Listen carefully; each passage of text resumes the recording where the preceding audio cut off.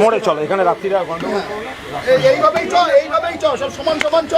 হ্যাঁ বেরিয়ে যাবে, মোড়ে চলো, হেঁটে চলে যাবে।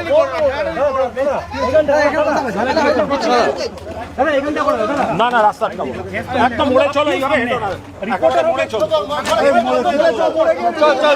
চল মোড়ে গিয়ে একেবারে দেবে।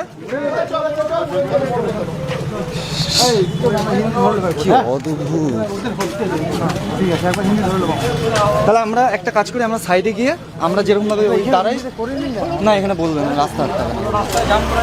এর মধ্যে ডাইরেক্ট বেরিয়ে গেলে ডাইরেক্ট তো বলবেই না, ডাইরেক্ট আমাদের সকালবেলা এসেছিল যে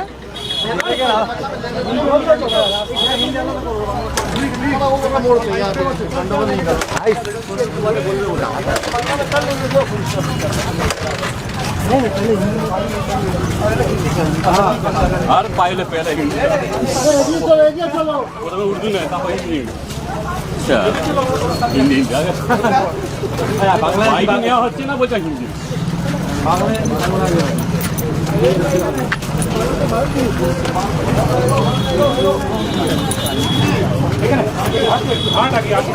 এখানটা চড় আছে, বলবে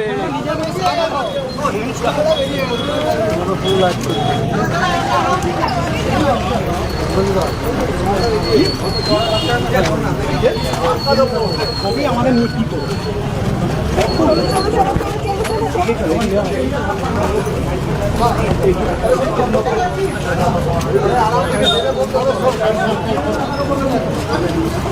দাদা দেখে সাইড দিন সাইড দিন সাইড দিন। এখানে চলায় না, সবাই যাবে না। চল চল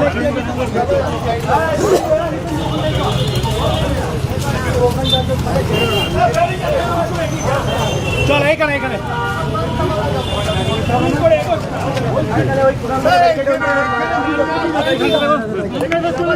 ওই দেখো ওই ছেড়ে ছেড়ে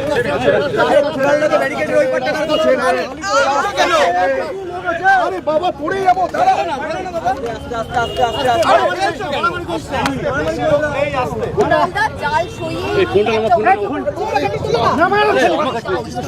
কোন দিকে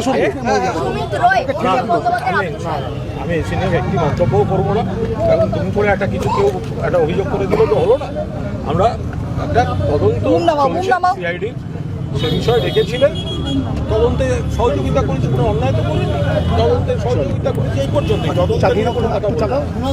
বিক্ষুব্ধ যারা সাংসদ তারা এখন নতুন দল এনসিপিআই, আচ্ছা ওই নতুন দলটা খায় না মাথায় দেয়। তৃণমূলের মতো একটা দল থেকে মমতা বন্দ্যোপাধ্যায়ের মতো নেত্রী ছাতার তলা থেকে ব্যাঙের ছাতার তলায় গেলেন কি করে?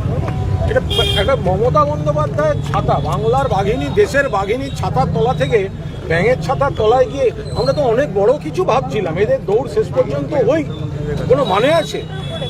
এবং ওনারা মনে রাখবেন কত বড় বিশ্বাসঘাতকতা শুধু মমতা বন্দ্যোপাধ্যায় বা তৃণমূলের সঙ্গে করলেন তাই নয়, ওনাদের প্রত্যেক ভোটারের সঙ্গে করলেন। কারণ লোকসভায় ওনারা গেছেন, ভোটাররা ভোট দিয়েছিলেন কিন্তু অ্যান্টি বিজেপি ভোট। লোকসভায় যারা সাংসদ গেছেন তৃণমূলের, তারা কিন্তু অ্যান্টি বিজেপি ভোটারের ভোট পেয়ে সংসদে গেছেন। যারা অ্যান্টি বিজেপি বলে মমতা বন্দ্যোপাধ্যায়ের আন্দোলনকে সমর্থন করেছেন, মমতা বন্দ্যোপাধ্যায়ের প্রার্থীদের সমর্থন করেছেন, এখন আপনারা গিয়ে বিজেপির কোলে বসতে যাচ্ছেন বা এনডিএ করছেন, এটা তো প্রত্যেক ভোটারের সঙ্গে বিশ্বাসঘাতকতা। এটা শুধুমাত্র কিন্তু তৃণমূলের সঙ্গে বিশ্বাসঘাতকতা নয়।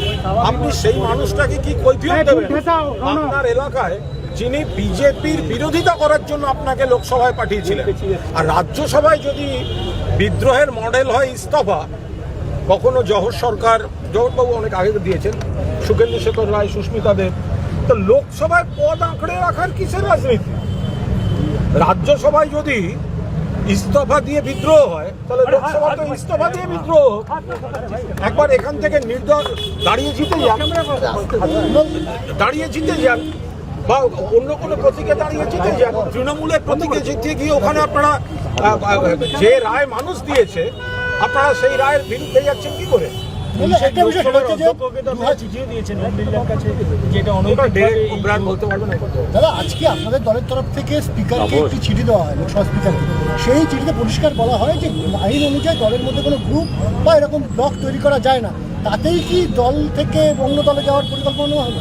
স্যার তারা বলতে পারবে। আপনাদের চালে বাজিমাত। আমরা শুধু দেখতে পাচ্ছি যে যারা এই ধরনের যারা মমতা বন্দ্যোপাধ্যায়ের নেতৃত্বে ছিলেন, সর্বভারতীয় তৃণমূল কংগ্রেসের ছাতার তলায় ছিলেন, তারা হঠাৎ এত বড় বড় কথা বলার পর ব্যাঙের ছাতার তলায় গিয়ে ঢুকেছেন। এটা কোন রাজনীতি?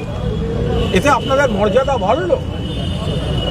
আপনারা বিজেপির সঙ্গে হাত মেলালেন, আপনারা লোকসভায় গেলেন নরেন্দ্র মোদী হটাও বলে, আর আপনারা আজ থেকে নরেন্দ্র মোদী জিন্দাবাদ বলে তৃণমূলের সঙ্গে বিশ্বাসঘাতকতা করছেন। মানুষ দেখছেন, বিচার করবেন। সরাসরি বলছেন যে এনডিএর জন্য আপনাদের কি কোনো দাবি থাকবে যাতে এইভাবে এটা ডাইরেক্ট ওবরায়ন ডিটেল বলতে পারবে, আমি আপনারা বলবো। কাকলি ঘোষ দোষীরা সরাসরি বলছেন যে এনডিএ শরিক হয়ে তারা কাজ করবে। আরে আমরা তো সেই কথাই বলছি, যারা দেখুন কথার উপর তো জিএসটি বসেনি এখনো, যে যত ইচ্ছে বড় বড় কথা বলতে পারে, কিন্তু যারা বিজেপি বিরোধী ভোটারের ভোটে জিতেছেন, তৃণমূল কংগ্রেসের সমর্থকদের ভোটে জিতেছেন, ঘাসের উপর জোড়া ফুলে জিতেছেন মমতা, এদের সব ভোটের আগের ভিডিওগুলো বের করবেন। আমরা মমতা বন্দ্যোপাধ্যায়ের প্রার্থী, আমরা মমতা বন্দ্যোপাধ্যায়ের আশীর্বাদ ধন্য প্রার্থী।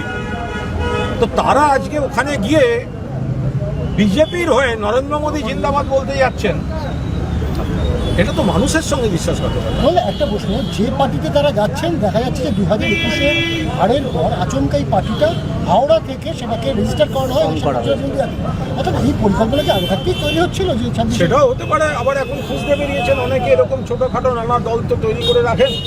এখন হচ্ছে সেখানে একটা কৌশলগত আশ্রয় চাইতে যাওয়ার জন্য একটা সম্মানের ব্যাপারে যেতে হয়। আমি তৃণমূল করি, আমি তৃণমূলের সাংসদ, তার বদলে কি আমি ব্যাঙের ছাতার তলায় থাকি? হয় না কি কখন? একটা মানমর্যাদা বলে ব্যাপার থাকবে।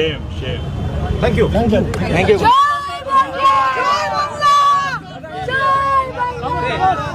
जय बांग्ला जय बांग्ला